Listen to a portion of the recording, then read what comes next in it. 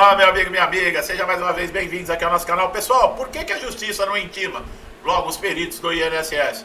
A ausência da intimação judicial para os peritos do INSS em diversos processos judiciais é um tema que levanta uma questão complexa, envolvendo aí aspectos jurídicos, tá? Administrativos e éticos. Essa prática pode parecer aí uma omissão ou até mesmo uma estratégia deliberada.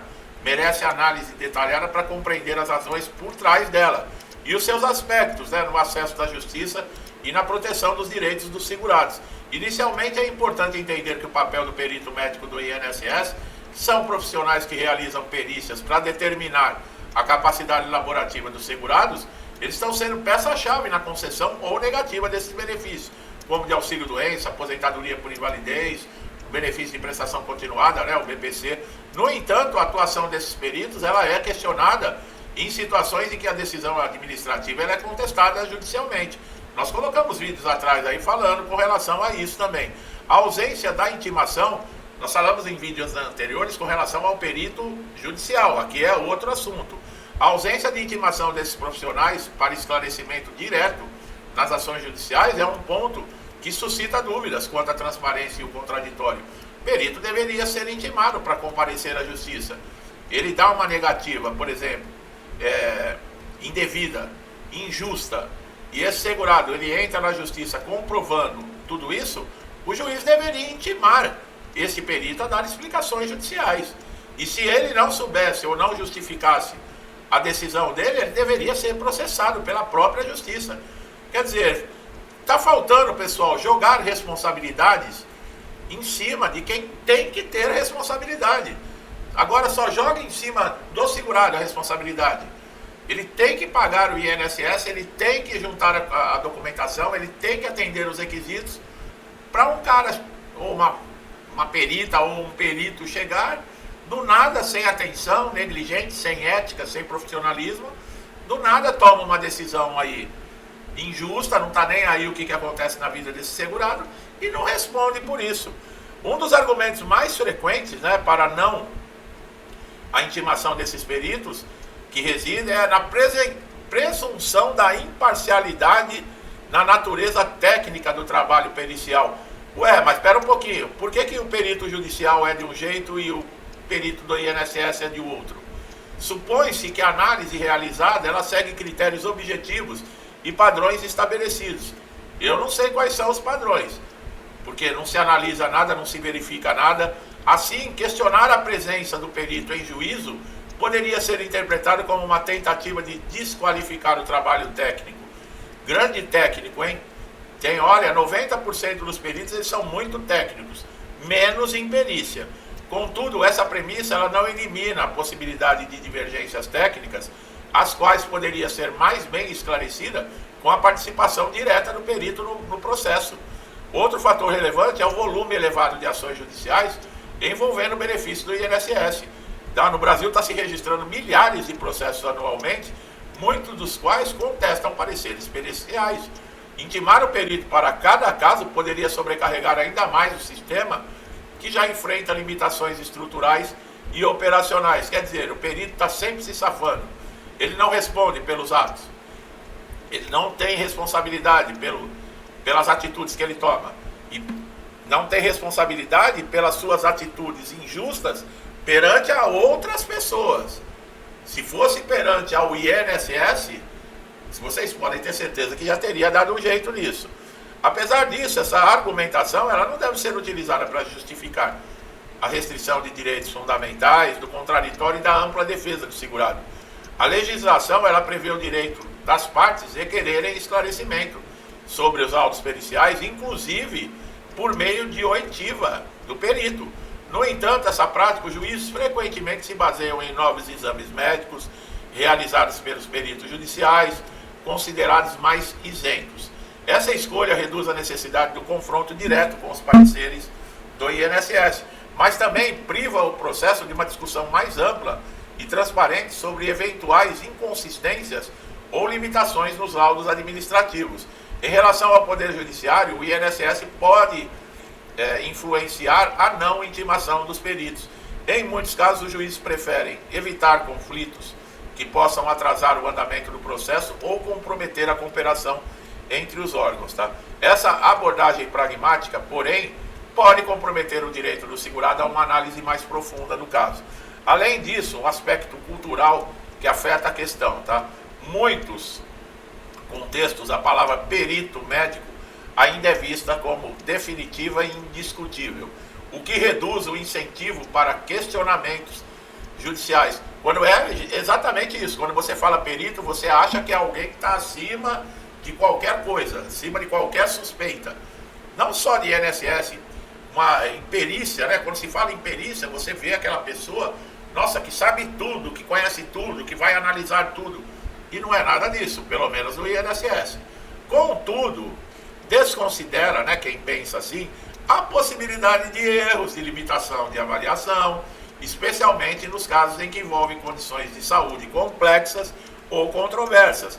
Do ponto de vista técnico, a ausência do perito nos processos gera lacunas nas análises. O perito administrativo ele tem um conhecimento específico do histórico do segurado e dos critérios adotados pelo órgão para a concessão do benefício.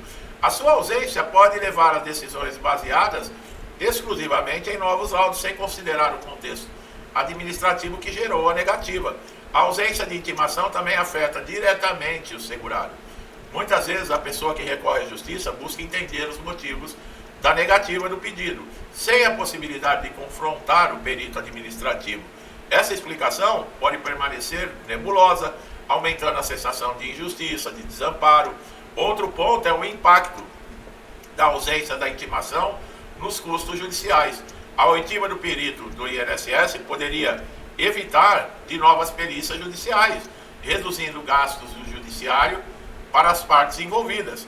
Isso seria particularmente relevante em um contexto de escassez de recurso de demanda judicial. A resistência à intimação ela também pode ser vista como reflexo de uma estratégia institucional do INSS, ao limitar a exposição direta dos seus peritos. O órgão pode evitar o desgaste da sua imagem e proteger os seus servidores de pressões externas. Tá? Do ponto de vista ético, a ausência de intimação dos peritos do INSS levanta aí questionamentos sobre a responsabilidade desses profissionais. Embora realize sua função dentro do âmbito administrativo, os peritos têm impacto direto na vida dos segurados, foi o que eu falei. Negar-lhes a oportunidade de explicar ou justificar as suas decisões perante ao judiciário pode ser visto como uma forma de negligência institucional. Exatamente isso. Os advogados que atuam em favor dos segurados frequentemente enfrentam dificuldades em lidar com essa barreira processual. A falta de contato direto com os peritos limita a possibilidade de argumentação e enfraquece o contraditório. Isso cria um desequilíbrio processual, em última instância, que prejudica o princípio da igualdade. Do ponto de vista processual, a falta de intimação desses peritos, ela pode ser interpretada como uma violação da Constituição Federal, que garante o contraditório e ampla defesa. Ao privar o segurado de debater o laudo administrativo diretamente com o responsável pela sua elaboração, o processo judicial perde aí importante oportunidade de apurar a verdade. Os defensores da prática, tá, de intimar os peritos para darem os seus pareceres perante a justiça, argumentam que o perito judicial ele pode ser nomeado pelo juiz, mas é imparcial e é qualificado para emitir, por exemplo, um parecer isento. Contudo, a justificativa disso não inclui a importância também de confrontar os pareceres, especialmente do perito judicial. Os advogados, se for desfavorável ao segurado, o advogado ele pode confrontar a decisão do perito judicial. E por que do INSS não pode? Eles são o quê? Semideuses? Eles são intocáveis? Para superar esse impasse, né, de intimação de peritos nos processos judiciais, é crucial adotar aí uma visão mais ampla de controle, não apenas da eficiência do sistema, mas também da dignidade dos direitos. Tá? A justiça ela deve ser encarada como um mecanismo de resolução de conflitos, mas tem que dar a oportunidade para todos. Não é possível a pessoa toma uma decisão irresponsável, antiética, antiprofissional e ela não responda por isso, sabe? E está mexendo com a vida dos outros. É o que eu falei, o dia que começarem, por exemplo, a responsabilizar o CPF e não o CNPJ, muita coisa muda. Mas vocês estão vendo como é difícil superar essa barreira? Por quê? Porque você vai começar a mexer com a parte de cima. E na parte de cima, isso no geral, né, é intocável. Vocês veem, começou a fazer justiça, começou corrupto ir para cadeia, chegou até certo ponto. Quando ia entrar num nível mais elevado, acabou. Destroem tudo, o sistema corrói tudo.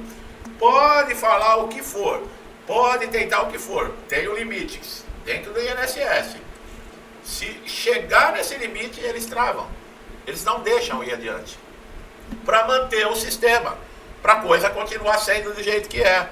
Um monte de gente se dando bem, e quem está na ponta da linha, que são os segurados que pagam, que contribuem, que trabalham de verdade, que continue tudo do jeito que está. Por quê? Porque eles levam vantagem. Quem não leva vantagem é você, segurado, que está sempre aí ralando, está cada vez pior, está cada vez mais difícil. É a nossa vida aqui, infelizmente, não é só a nível de INSS. O Brasil funciona assim. Você pode reclamar, pode mexer, pode ir até certo nível. Chegou em certo nível, já vai começar a mexer com um tubarão. E aí, não deixa. O sistema te esmaga, ele não deixa você mexer com a parte de cima. Nós convivemos com isso todos os dias, tá? E em todos os setores desse país. Tá bom, meu amigo e minha amiga?